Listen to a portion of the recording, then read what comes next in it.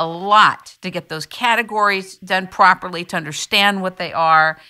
We had too many plugins on. It was too much stuff going plugins. on. What were they? Well, they were widgets and gadgets and other bells and whistles. Yeah. You had too much stuff. Too much stuff on, and we kind of went into a runaway mode, listening to everything everybody told us we needed to have it be effective.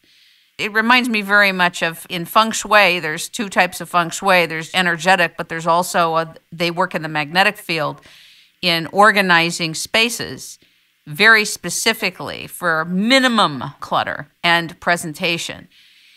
I really feel like you did a masterful job at coming in and editing out, shredding, and getting us to think and rethink why we were doing what we were doing in a way that helped the site become more distilled and available, and the essence of what it's there for to be able to come through. I think it'll be an ongoing thing in terms of staying on our toes and all that, but my spirit felt lighter, I was happier, I felt better, and I was less stressed, which means a lot when you're doing something new. Absolutely, and the less stress comes with more energy. It's the balance.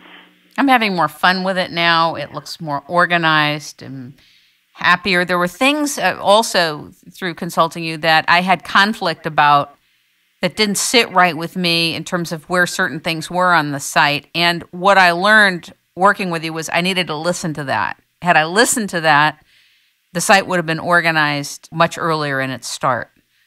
That's that peer pressure versus intuition. Yeah.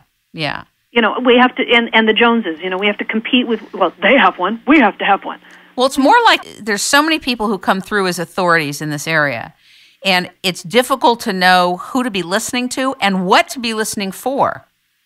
And so, again, even the theme we're working with, a lot of your consulting and recommendation ran counter to even some of the theme suggestions. It made sense to me, but if you're going just on what the people who create the themes tell you, you need to know where they're coming from. Are they coming from a design point of view, or are they coming from a functionality point of view?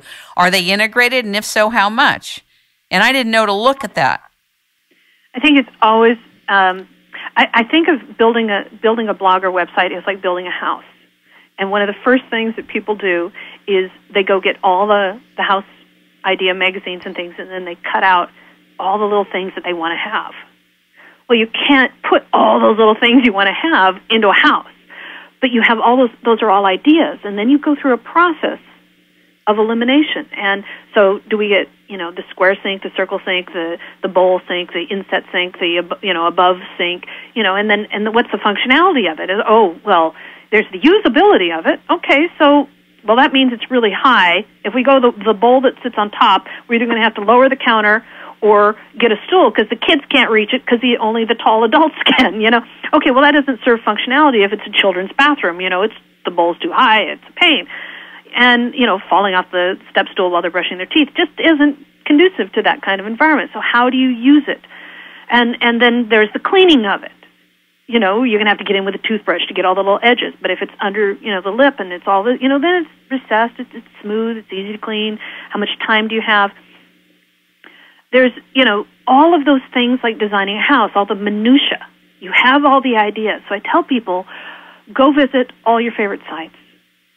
Print it out if you want to, but usually they don't print like how they look. Do screenshots, and then use like Photoshop or whatever, PaintShop Pro, and clip the things, the parts and the pieces. Build what you want it to look like, just like you'd be building a house. Save those parts, and then print those out. Get them on a piece of paper. Take crayons, colored pencils. Draw what you want it to look like on a piece of paper. Go back to the analog. Visualize what you want, what's most important, the things you like on other sites, things you definitely don't like, so that you have that feeling and you now have experience looking at it from the usability point of view, as well as your dream point of view. The selection of a theme was one of the most frustrating, stress-producing, agonizing things I've went through for a year and a half. So many themes were not updated.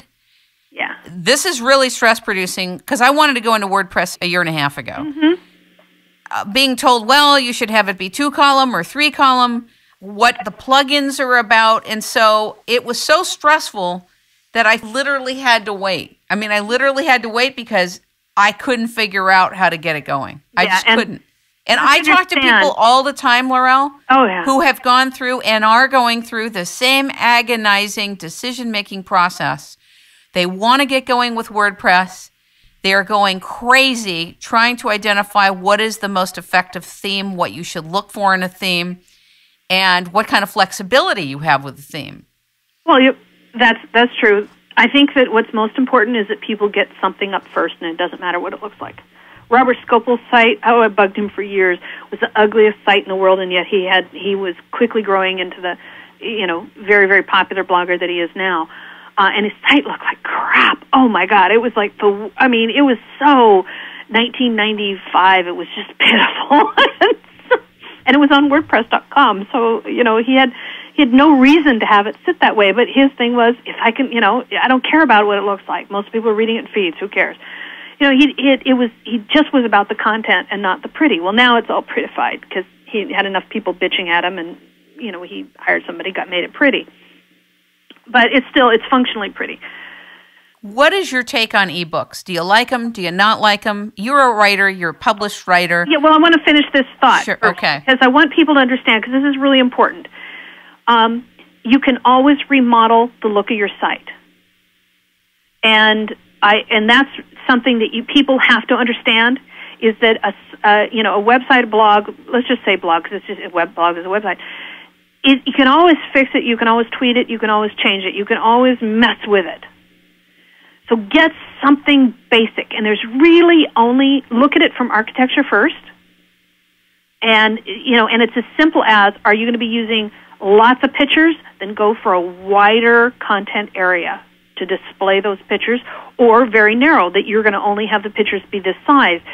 So you're going to, float the whole page in the center based on your content. You're going to be doing video, or how wide is the content that you're going to be using, and then you look at what do you want in the sidebar. Designates if you want a single sidebar or two sidebars to handle all the stuff you want there. So it's a process of elimination. What do you want? Now, it's like, again, I go back to the house analogy. You have the furniture once you have the house built, and then you choose the paint, and then you have to furnish it. Well, some rooms can accommodate 4 couches. I have seen that, though. I don't recommend it. So, you only have so much space, and you have only so many things that you can shove in that space. You have to do that process of elimination, what's most important, and figure it out from there. So it's actually a very simple process. If you first know what are you doing, and then where you're going to put it.